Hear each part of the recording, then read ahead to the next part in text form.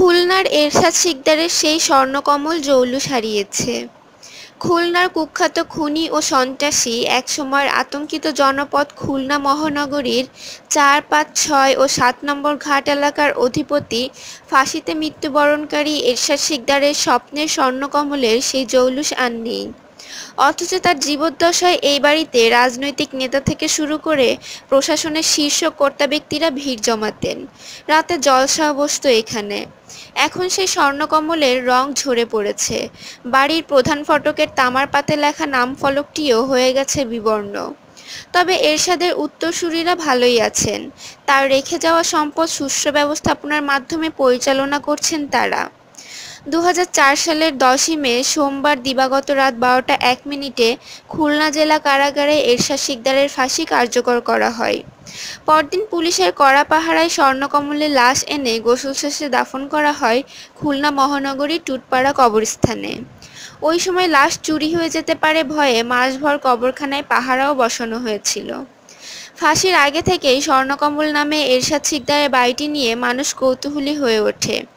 সেই সময় খুলনা মহানগরবাসী থেকে শুরু করে দূর দূরান্ত থেকে বাড়িটি দেখতে প্রতিদিন শ মানুষ ভিড় করতে থাকে।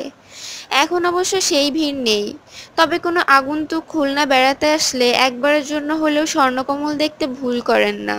জানা যায় এরশাদ শিকদার অনেক শখ করে ৯০ দশকে খুলনা মহানগরীর সোনাডাঙ্গা আবাসিক এলাকায় ৪ কোটি টাকা ব্যয়ে নির্মাণ করেন এই বিলাসবহুল বাসগৃহ।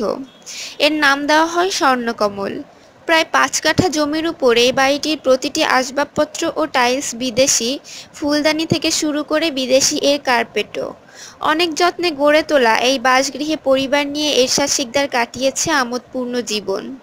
এলাকাবাসী সূত্রে জানা যায় এরশাদ শিকদারের দাফনের পরপর পরিবারের মধ্যে সম্পদ ভাগাভাগি নিয়ে দ্বন্দ্ব চরমে ওঠে।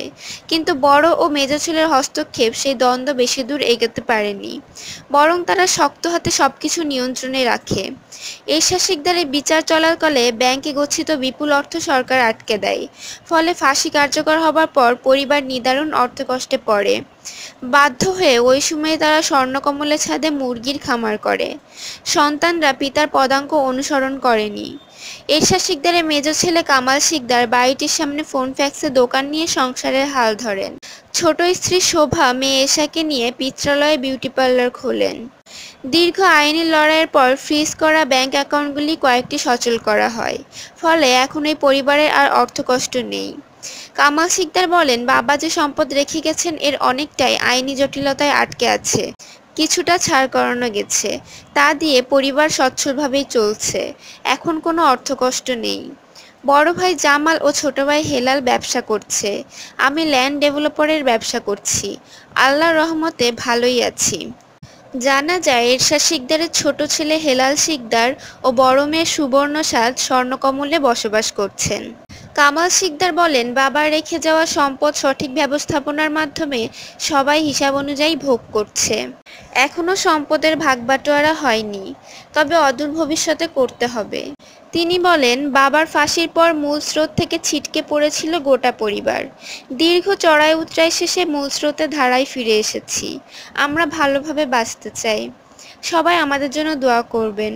বাবার পাপের ফল আমরা ভোগ করতে চাই না।